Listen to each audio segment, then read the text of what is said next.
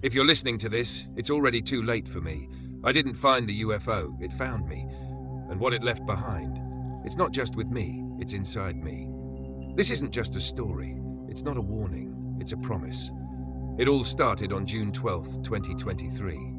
I remember the date vividly because it was supposed to be my escape. My name is Daniel Harper, I'm 34, and I've spent most of my life documenting wildlife. Quiet, beautiful things that make sense in a world full of chaos. But that week, nothing made sense. A project fell apart, my relationship was on the rocks, and I needed space.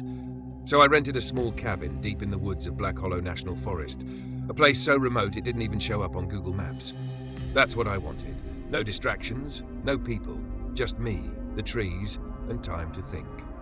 I arrived at 6:45 p.m. The drive was longer than expected, 2 hours of winding dirt roads and no cell service. The forest seemed endless. The moment I stepped out of my car, I felt it. Not fear, not yet, but unease.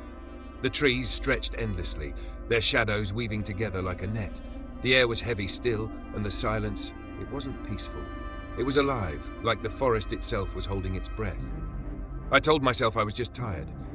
That first night I unpacked, made a simple dinner, and sat on the porch watching the sun dip below the treetops. For a moment I thought I'd made the right choice. But then, just as the last bit of light faded, I saw it, a faint glow. At first I thought it was a firefly, then maybe a distant cabin light, but it didn't move. It pulsed, faint and rhythmic, just beyond the tree line. I tried to brush it off, but it was there, flickering on and off, long into the night. When I finally went to bed, I couldn't shake the feeling that I wasn't alone. I thought I came to the forest to escape my problems, but I walked right into something waiting for me. If you're enjoying our content, quickly hit subscribe to join our community and never miss a moment. Let's dive in. The first night, I didn't hear a single sound. Not the wind, not the trees, nothing. It was as if the entire forest had stopped breathing. It's the kind of silence that creeps into your bones, the kind that makes you question if the world has forgotten you. You hear everything, the snap of a twig, the rustle of leaves, but you never hear nothing like that. Not in a place like this. Not in a forest that's supposed to be alive. But there I was, sitting alone in a cabin miles from the nearest town, wrapped in that suffocating silence. And then the clicking started. It was faint at first. So faint, I thought maybe it was just my mind playing tricks. I stepped outside, trying to ignore it, chalking it up to the wind or some nocturnal animal. I stood still, listening, hoping it would stop. The moment I looked, it did. But when I turned back to the cabin, the clicking came again. It wasn't an animal. It wasn't the wind. It was deliberate. Something was out there, watching. I couldn't tell from where, but I could feel it. A presence pressing against the edges of the night. Every instinct screamed at me to run, but I stayed. Why? I don't know. Something was pulling me in, some mix of fear and curiosity. As I stood there, trying to convince myself it was nothing, the forest felt even more alive. The air itself thickened. Like every tree, every shadow was holding its breath. And that's when I saw it. A deer. It stood in the clearing, perfectly still, its dark eyes locked on my cabin. It didn't move, not once, not even when I moved.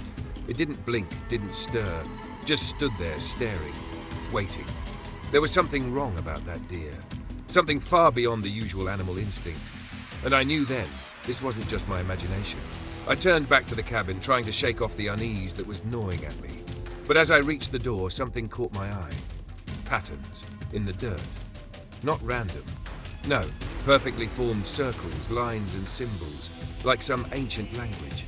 Someone or something had been here before me. And they had left something behind. A message or a mark. I couldn't say for sure, but the feeling that surged through me was enough to freeze me where I stood. It's funny, isn't it, how your mind works, how it tries to make sense of everything, even when you know deep down that it's all wrong. I tried to tell myself it was nothing, just a deer, just the wind, just a few patterns in the dirt left behind by someone else. But deep down I knew better, and then it happened. A light. Faint but unmistakable. It pulsed, slow, rhythmic, almost like it was alive, like it was breathing, but it wasn't moving, it was waiting. It wasn't coming toward me. It wasn't moving in any direction I could understand. It was just there. And it felt like the forest itself was closing in, like it was drawing me into something I wasn't ready for. But I had to know. I never meant to find it, but I did. Something pulled me into the forest that night. Something far beyond curiosity, beyond fear. It wasn't a choice, it was a compulsion. And by the time I realized what was happening, it was already too late. I wasn't just lost, I was being led. There was something about that light. It wasn't just strange, it was wrong. I can't explain it, but it felt as if it was calling me, drawing me closer. Every step I took seemed to drag me deeper into the forest, away from the cabin, away from safety. Maybe I should have turned back. Maybe I knew I should have, but I couldn't. The light, it wasn't normal. It pulsed faintly, like a heartbeat echoing through the silence. It flickered, but not like a flame. No, this wasn't a fire. It was something far colder, alien. As if the light itself wasn't meant to exist here in this world, in this place. And yet, there it was, beckoning. I stepped forward, the ground beneath my boots softening, giving way as though the earth itself was shifting. The trees, they seemed to close in around me. It was subtle, but it was happening. Slowly, as though the forest was alive, moving with me. The air, stifling, heavy, colder with every breath I took. And I couldn't shake the feeling. I wasn't alone. Something was watching. Every instinct screamed at me to turn around, to run, to leave this madness behind. But the light kept pulling me forward. It led me into a clearing, and that's when I saw them. Symbols, carved into the earth like some forgotten language. They were circles, spirals. They glowed faintly, a pale, unnatural light under the moon. I bent closer, trying to make sense of them, but my mind couldn't grasp it.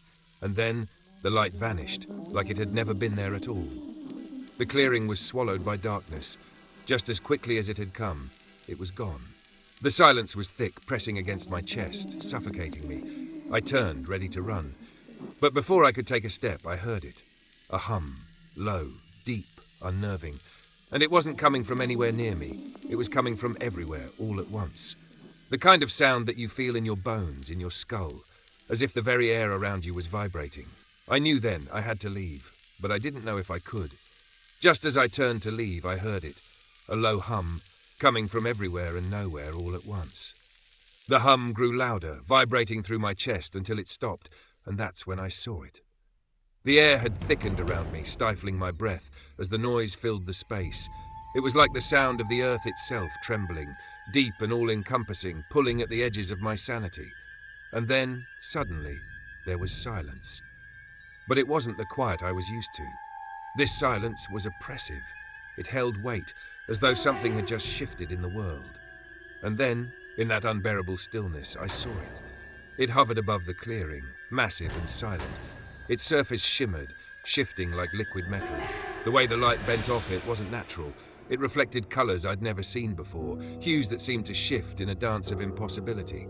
The light itself felt wrong, like it came from somewhere else, somewhere not meant for human eyes.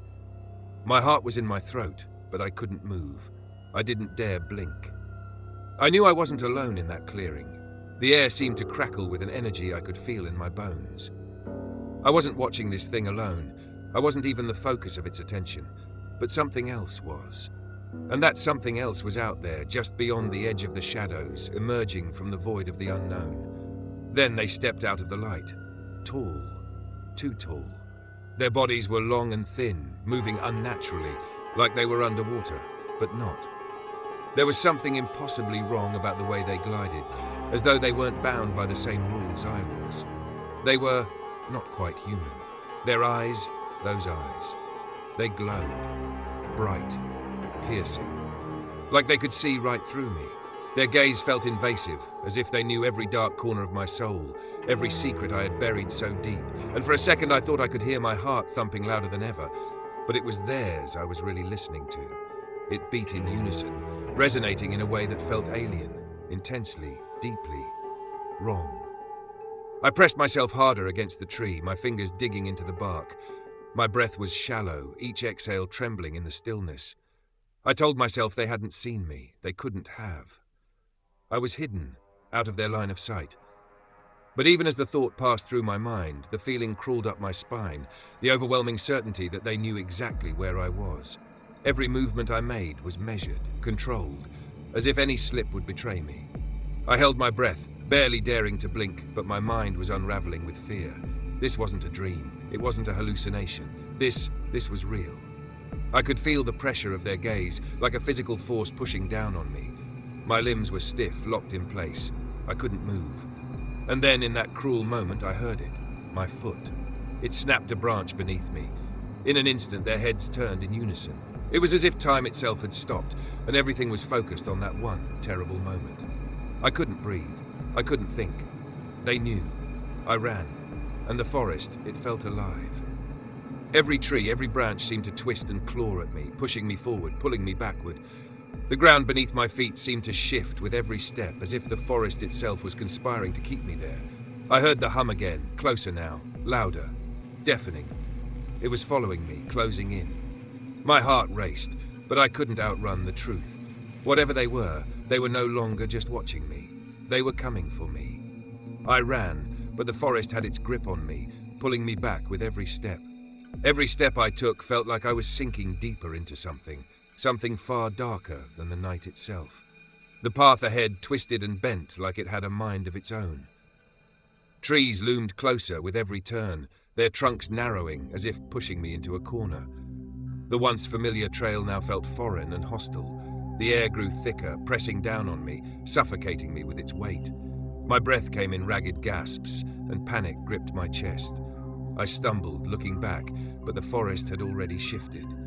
The trees weren't where I remembered them. They had moved. No, they were moving. Every step I took felt like I was being pulled deeper into their suffocating grasp. Their branches reached out, clawing at my clothes, tearing at my flesh, as if they were trying to hold me, to keep me from leaving. I couldn't escape. I couldn't run fast enough. Symbols began to appear on the trunks of the trees, glowing faintly in the darkness. Circles, spirals, patterns I couldn't comprehend. I tried to look away, but they pulled me in, drawing my eyes to them like a hypnotic force. The whispers started, soft at first, like a distant murmur, then louder, growing more insistent, more urgent. The voices, human or not, I couldn't tell, but they were all around me, in my ears, in my head. Their words felt like a warning, but I couldn't understand what they meant. And then, above it all, I heard it. The unmistakable sound of the UFO's light sweeping through the forest like a searchlight, cutting through the trees, searching, hunting. I didn't dare look up, but I felt it. The weight of its presence, hovering just above me, its light trailing over the underbrush, inching closer. I was being hunted. I pushed forward, fighting against the forest's relentless pull, until I saw it. The cabin in the distance, a glimmer of safety, of familiarity. I ran toward it with everything I had left, but when I reached it, something was wrong. The door swung open as if it had been waiting for me, but the moment I stepped inside, I knew. The air was thick with a hum, louder than before. The walls were covered in glowing symbols, the same symbols I had seen on the trees. The sound of the hum was deafening now, vibrating through my bones, rattling my teeth. I didn't stop to think. I slammed the door shut behind me, locking it as fast as I could. But even as the bolt clicked into place, I saw it. The light, the UFO's light, was right outside the window, casting long, ghostly shadows over the cabin. It was getting closer, moving like a predator, closing in on its prey. And that's when I realized the forest wasn't done with me. It wasn't done at all. I convinced myself I was safe, but that was the lie I told myself. I was back in the city. The buzz of normal life surrounded me, people walking by, cars honking, the hum of technology keeping the world running, but none of it felt real. It all felt distant, like I was watching it all through a fog. The weight in my chest never lifted. The silence in my apartment never felt quiet anymore. At first I tried to ignore it. I convinced myself that what happened in the forest was nothing more than a nightmare. A bad dream that slipped away as the sun came up. But that wasn't true. You can't escape something that leaves its mark on you. It started small. My phone began acting strange, apps opening by themselves, screens flickering in and out. At first, I chalked it up to a glitch, a bad connection. But then the lights in my apartment began to dim, flickering like they were struggling to stay on. The TV cut to static. Every device I owned turned against me. My laptop shut down, and no matter what I did, it wouldn't restart. But the worst part? That low hum, always in the background, always just under my thoughts. It wasn't just the technology, it was in my dreams too. Dreams where I'd find myself back in that clearing, the cold, pulsing light wrapping around me, pulling me toward the UFO. I'd hear those beings, those hollow-eyed shadows whispering things I couldn't understand, moving closer, their eyes burning through my soul. The worst part was when I woke up. It felt like they were still in the room, watching me, waiting for something. And then it appeared. One morning I noticed it, right above my chest, a faint glow. At first I thought it was just the light from my bedside lamp. But no, it was my skin, my flesh, a mark like a faint glowing symbol. It pulsed, just like that light from the forest. Not with warmth, not with comfort, but with an icy, undeniable presence. It's not the kind of thing you ignore. It's the kind of thing that demands your attention, your fear, your acknowledgement. I tried to brush it off. I tried to convince myself it wasn't real. But every day, that mark grew brighter. I could feel it, like it was alive, like it was waiting for something. And as if the universe wanted to remind me that I had never truly left, something changed in my apartment. The hum that haunted me in my dreams, it was back. The sound, soft at first, building until it filled the room. I tried to block it out, to turn on the radio, to watch something on TV, but it didn't matter. It was everywhere. The hum was inside my head now, not just in the walls, and it wasn't the only thing that came back.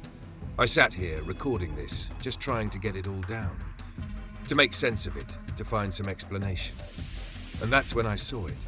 The mark, it was brighter now, almost searing. It burned through my shirt, and as I looked down, I saw something new. The light wasn't just in my skin, it was in the air, a glow. The same as the UFO, the same as the beings that stood in that clearing watching. I can feel them now, they're here, they're still watching.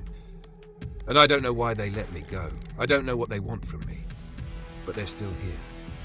The worst part, I'm not sure I'll ever escape them. I don't think anyone ever really does. Hey, before you go, don't forget to hit that subscribe button. Join our amazing community and stay connected with fresh content every single day. It's free, it's easy, and it guarantees you'll never miss out on the stories, insights, and adventures we share. So go ahead, click subscribe, and let's make every day unforgettable together.